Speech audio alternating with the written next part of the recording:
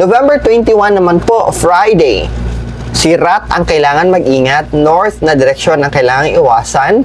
Ang mga masuswerteng oras, nasa screen nyo na po. Ang mga sumusunod ay ang mga masuswerte. Pwede nyong gawin. Nangunguna na dito ay ang kasalan o pagpapakasal, engagement and proposal, maswerte on November 21.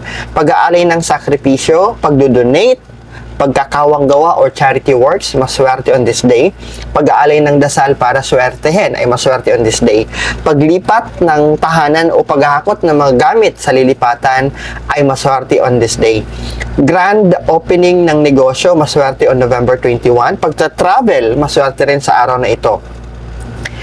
Groundbreaking ng ipagagawang building o bahay ay maswerte on November 21. Pakikipagkita muli sa mga dating kaibigan o mga kamag-anak na nasa malayo ay maswerte on this day. Pagde-decorate ng inyong tahanan at paglalagay ng mga pampaswerte ay auspicious on November 21.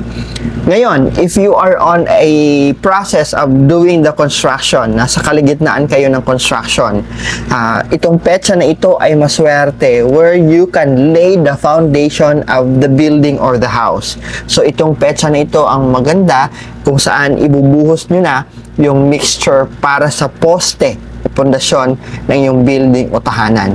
Maswerte rin ang araw na ito para ikabit, isabit, at i-install yung mga bagong pintuan at bintana. Maswerte rin on this day to set up all the furnitures na meron kayo na bago. And house cleaning ay maswerte rin sa araw na ito. Ang kailangan nating iwasan on this day ay pagpapagawa ng inyong tahanan. First day ng construction ng inyong tahanan, hindi maswerte, at hindi rin maswerte gumawa ng bangka o gumawa ng barko on this day. Magiging sabihin natin unang araw na gagawin ninyo yung bangka o barko ay hindi maswerte if you are going to choose November 21. So maghanap kayo ng ibang petsa.